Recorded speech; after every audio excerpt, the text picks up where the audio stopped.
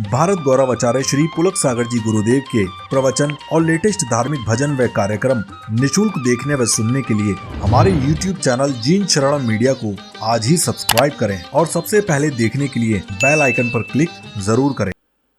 स्वामी रामकृष्ण परमहंस हुए, वह भिक्षा मांगने गए।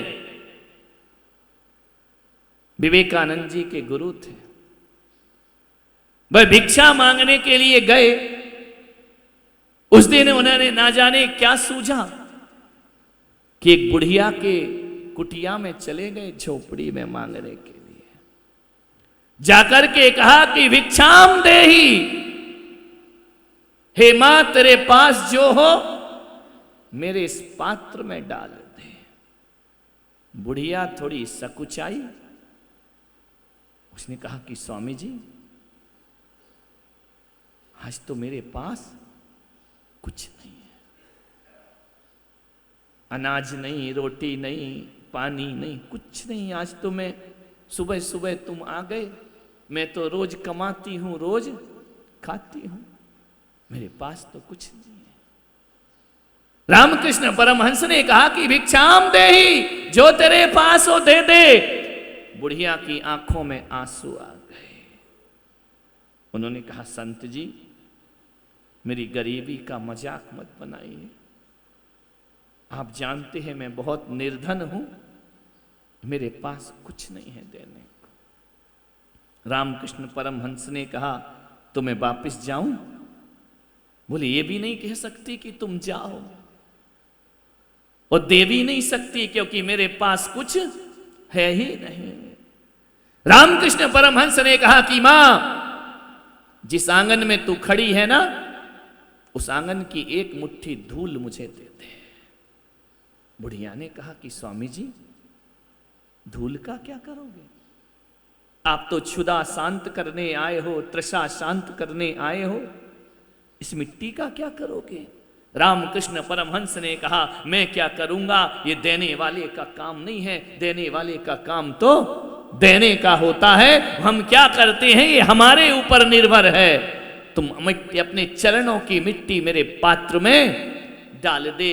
बड़े भारी मन से बुढ़िया ने मिट्टी उठाई और पात्र में जैसे डाली, रामकृष्ण परमहंस से कहा कि एक बार मेरी आत्मा की संतुष्टि के लिए बता दो, ये मिट्टी लेके तुम क्या करोगे? रामकृष्ण परमहंस ने कहा कि मां, ये तू भी जानती है और मैं भी जानता हूं, मिट्टी से किसी का पेट नहीं भरेगा और ना मैं इसे खाऊंगा, लेकिन फिर भी मैं तेरे दर से मिट्टी लेकर जाऊंगा। बोले क्यों?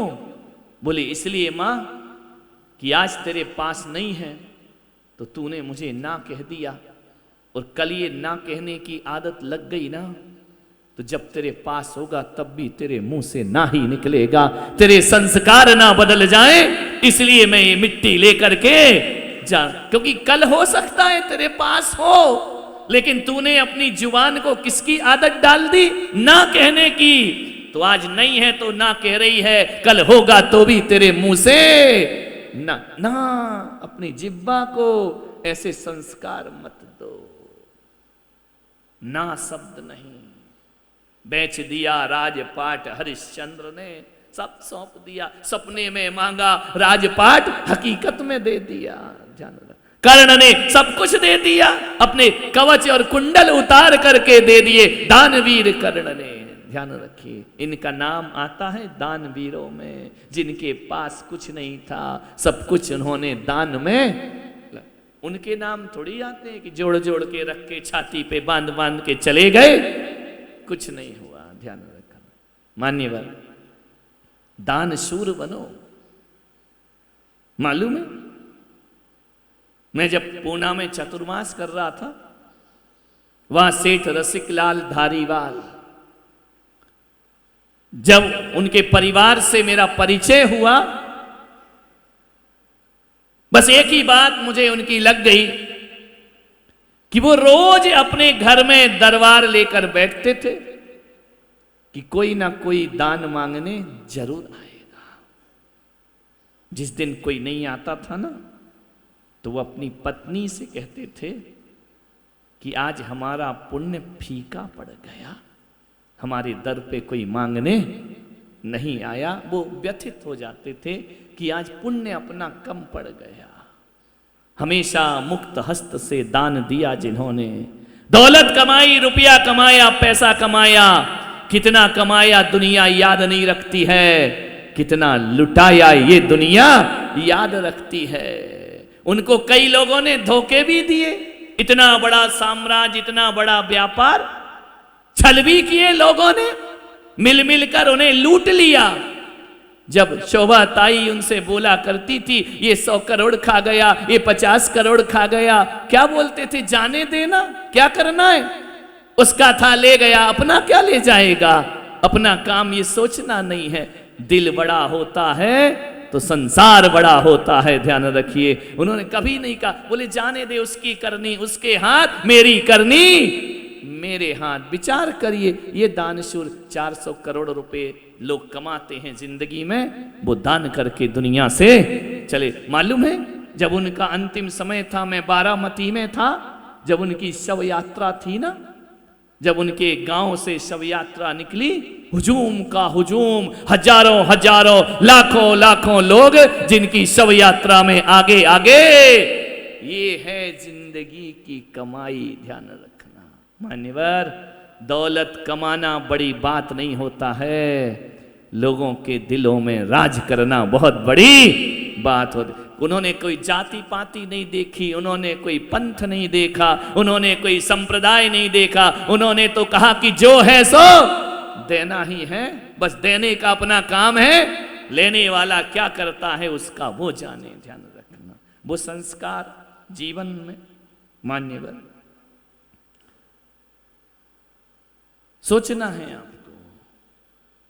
दान दे मन हरस विशेष, यह भव जस पर भव सुख।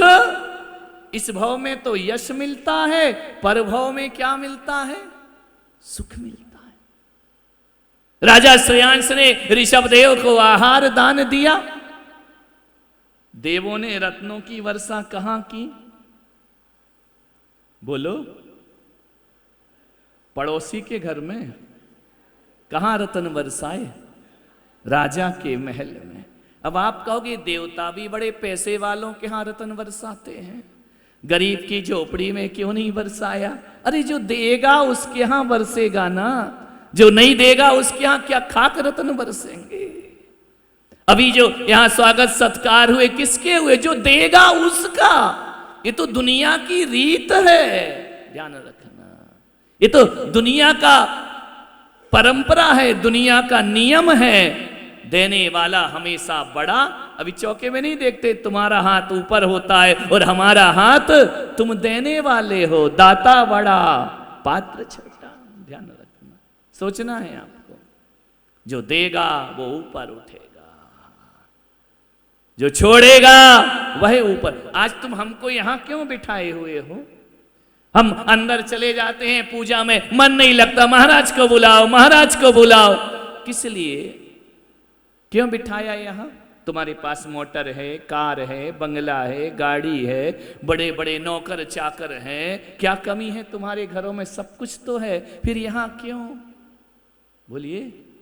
हमारा भारत देश है ना, हमारा धर्म जो है ना, वो सम्राटों की समाधियों पर शीश नहीं झुकाता, सम्राटों के सिंहासन के सामने शीश नहीं झुकाता, वो संतों की समाधियों पर अपना शीश झुकाया करता है। ये हमारे भारत की आध्यात्मिक परंपरा। छोड़ा है इसलिए बिठाया है, जोड़ा होता तो बिठाते क्या?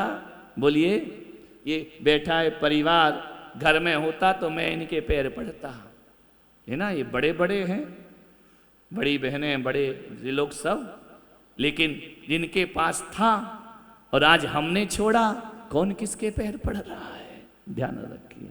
गुरुदेव चरण मिल जाए, पाद प्रक्षालन मिल जाए, ये त्याग की महिमा है, मेरी नहीं है। ध्यान रखना, ये कोई पुलक सागर की पूजा नहीं है। जो हमने त्याग का मार्ग अपनाया है, लोग उसकी आरती उतार। फिर कोई रिश्ते नाते नहीं रहते हैं, फिर कोई अपना पराया नहीं रहता है, फिर भक्त और भगवान का रिश्ता हो जाया करता है। एक माँ जो जन्म देती है, हर पुत्र उसकी चरण वंदना करता है। लेकिन अपना दर्शन जैन दर्शन ऐसा होता है, जब पुत्र संन्यास ले लेता है तो माता पिता भी उसके चरणों में अपना मस्तक झुकाया करते, क्योंकि वो फिर वह पुत्र नहीं रह जाता है, फिर वह माता नहीं रह जाती है। वह माता सोचती है अब ये पुत्र वो पुत्र नहीं है जो मेरे चरणों में नत होगा, अब ये पुत्र वो पुत्र हो गया है कि सारा संसार जिसके चरणों में नत होगा। ध्यान, ये त्याग का मार्ग है, ये संयम का मार्ग है। मान्यवर, 3 लोक के देवता स्वधर्म इंद्र भी आकर जहां जिन मुद्रा को अपना मस्तक झुकाया करते हैं, स्वर्ग का वैभव फीका लगता है उनको त्याग के सामने। परिग्रह 24 भेद त्याग करे मुनिराज जी। ध्यान रखिए संयम की, ये मत सोचना कि मैं कोई सिंहासन पर बैठा हूं। सिंहासन तो राजा महाराजा के होते हैं, हमारे नहीं होते सिंहासन। हो सोने के चांदी के सिंहासन होते, ये सम्राटों के होते हैं। लेकिन एक बात याद रखना, संत यदि किसी आसन पर बैठा है तो वह ऐश्वर्य और भोगो विलास का आसन नहीं होता है। संत यदि आसन पर बैठा है सोने चांदी के सिंहासन पर नहीं, हकीकत में देखा जाए तो संत यदि बैठा है तो चरित्र की चौकी पर आकर के बैठा होता है। ये चरित्र का सिंहासन है, ये दिखता लकड़ी का है, लेकिन लकड़ी का तुम बैठ जाओ, मैं यहां से चला जाऊं, बैठ जाना, क्या दशा होगी तुम्हारी। ध्यान रखना, किसका आसन है ये? चरित्र का, त्याग का आसन है, चरित्र की पूजा। यहां बड़े बड़े धनपति भी इस पर बैठने की हिम्मत नहीं कर सकते। क्यों? घर के सिंहासन पे बैठने के लिए जोड़ना जरूरी है और यहां के सिंहासन पर बैठने के लिए छोड़ना जरूरी है, त्याग जरूरी है। ये चरित्र का है, ये त्याग तपस्या की चौकी है और इस पर आस्थाओं के आसन पर, ये आस्थाओं का सिंहासन है, ये राज साम्राज्य का सिंहासन नहीं है। त्याग करना पड़ता है। ज्यों ज्यों त्याग बढ़ता है जीवन ऊंचा उठता है। यदि मैं भी तुम्हारी तरह रहता तो नीचे बैठा होता, त्याग किया यहां आ गए, और करेंगे और ऊपर जाएंगे, और करेंगे इतने ऊपर जाएंगे कि जहां पर कोई पहुंच भी नहीं सकता। छोड़ते जाओ, छोड़ते जाओ, छोड़ते जाओ, छोड़ते जाओ, ऐसा भी जीवन में आएगा। संत का जीवन काहे का होता है? त्याग का जीवन होता है। अभी तो हमें बहुत त्याग करना है। आपकी नजरों में त्यागी होंगे, घर छोड़ा, परिवार छोड़ा, वस्त्र छोड़े, सब। अभी तो बहुत मंजिल दूर है। यदि हमको ये गुरूर आ जाए ना कि हमने सब छोड़ दिया, तो फिर जो मिलने वाला है वो फिर मिलने वाला। अभी तो बहुत त्यागना है। जितनी जिंदगी शेष है वो त्याग में बिताना है, जोड़ने में नहीं बिताना। महाराज आहार बहुत कम कर दिया, अरे उम्र बढ़ रही तो आहार कम करना है कि डबल करना है? विचार करिए, सोचना है। महाराज कुछ लेते ही नहीं, 50 साल से तो ले रहे हैं। विचार करिए, त्याग जितना छूटे उतना जीवन की मंजिल हमारी आसान हो जाया करती है। त्याग, महाराज ये करो, महाराज वो करो, नहीं, अब तो त्याग की तरफ बढ़ो। जीवन का इंटरवल हो गया, ध्यान रखना। 100 साल की जिंदगी होती है, 50 से ऊपर के हो गए, इंटरवल तो लिखा आ गया ना।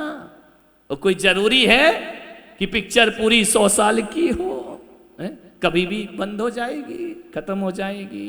त्याग संयम की तरफ बढ़ना है। ज्यों ज्यों त्याग करोगे त्यों त्यों ऊपर उठते चले जाओ। त्याग का ही यहाँ जो सत्कार हुआ ये कोई व्यक्ति का थोड़ी हुआ है, उनकी दान प्रवृत्ति का सत्कार हुआ। दान दे मन हरस विशेष, यह भव जस पर भव सुख देख। मालूम है, अंतिम बात कह के समाप्त करता हूं। एक बहुत बड़ा सेठ था, कभी उसने कुछ दिया नहीं था, देता नहीं था। पिछले जन्म में कुछ पुण्य कर लिया होगा, मिल गई संपदा, ठीक है, कोई बात नहीं, मिल जाती है। ऐसा थोड़ी है कि जो इस जन्म में पुण्य करे उसे ही मिले, पिछला भी तो बैंक बैलेंस होता है ना। मिल गई, प्रवचन में आके सबसे पीछे बैठता, प्रवचन सुनता और चला जाता। सबसे लास्ट में बैठता, जहां लोग जूते चप्पल उतारते वहीं बैठ जाता। उसने देखा एक दिन प्रवचन में कि यार प्रवचन के पहले बड़े बड़े लोगों का सम्मान होता है, सत्कार होता है, पैसे वालों का, गरीबों का कुछ नहीं होता।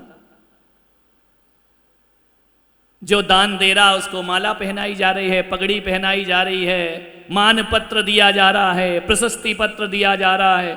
उसने कहा यार मुझे क्यों नहीं बुलाते कभी ये लोग स्टेज पे, कभी दिया तो है ही नहीं। एक दिन उसने कहा चलो अपन भी कुछ दाव मारते हैं। छाती पक्की करी, एक पत्थर रखा और उसने ₹1,00,000 का दान जिंदगी में नहीं दिया था। ₹1,00,000 निकालना उससे, यानी शेर के मुंह से भोजन छीनना, जिंदगी में नहीं। बोले आज करते। जैसे ही उसने दान दिया लोगों ने पलट के देखा। किसको देखते लोग, जोड़ने वाले को या छोड़ने वाले को? सारे पंडाल का मुंह पीछे। अरे लोगों ने कहा ये कंजूस, ये मक्खी चूस पहली बार दे रहा है। इतनी तालियां बजी, इतनी तालियां बजी। अरे उसने कहा यार ये क्या बात है, आज बड़ी ताली बज रही। आइए आइए स्टेज पे आइए, आपका सत्कार होगा, आपका स्वागत होगा। स्टेज पे चढ़ गया, माला डली, सब डली। बोले 2 मिनट में उद्बोधन देना चाहता हूं हमारे प्रदीप जी एटा की तरह। बोले हम भी कुछ बोलना चाहते हैं, इतना स्वागत हुआ है तो महाराज ने कहा बोलो बोलो क्या बोलते हो। बोले ये बोलना है कि हमने तो सुना था ये बीतरागियों का दरबार है, लेकिन यहां भी हमने आज महसूस कर लिया, यहां भी पैसे वालों को ही पूछा जाता है, गरीब को पूछा नहीं जाता, उसका कोई सम्मान नहीं मिलता। मैं 9 दिन से आ रहा हूं, किसी ने मुझे पूछा ही नहीं, किसी ने मुझे आगे बुलाया ही नहीं। आज मैंने रुपए क्या दे दिए। तो महाराज क्या आपकी नजरों में भी रुपया सबसे बड़ी चीज है, रुपए का ही सम्मान होगा? पूरा उद्बोधन दिया, पब्लिक ने ताली बजा दी। अब जो नहीं दे पाता वो ताली बजाएगा और क्या करेगा। बोले बात तो बिल्कुल सही कह रहा है कि अमीरों का तो सम्मान है। बोले काय का बीतरागी का दरबार है, यहाँ अमीरों की पूछ होती है, गरीबों को कुछ नहीं मिलता। पब्लिक ने दे ताली भी वही बजा रहे थे जिनने जिंदगी में एक खोटा सिक्का नहीं दिया, बड़ी ताली बजाई। मैंने कहा तुम्हारा उद्बोधन हो गया? बोले हो गया। अब मैंने कहा मैं भी इजाजत चाहता हूं उद्बोधन की। बोले बोलिए महाराज, सुनना चाहते हैं। मैंने कहा ध्यान रख, ये पैसा ना करोड़ों रुपए कल भी तेरे पास था और आज भी तेरे पास है। एक बात ध्यान रखना, ये स्वागत इसका नहीं हुआ कि तू कितने पैसे वाला है। पैसे वाला तो तू 50 साल से है, आज तक एक माला डली? बोले नहीं। तुम इनका बोल, तू कैसे कह रहा पैसे का सम्मान होता है? ये तू करोड़ों की माया घर में रखी, उसको माला नहीं डली। जो छाती पक्की करके 1,00,000 का त्याग किया है ना, ये त्याग की माला है, त्याग का सम्मान है, ये दान का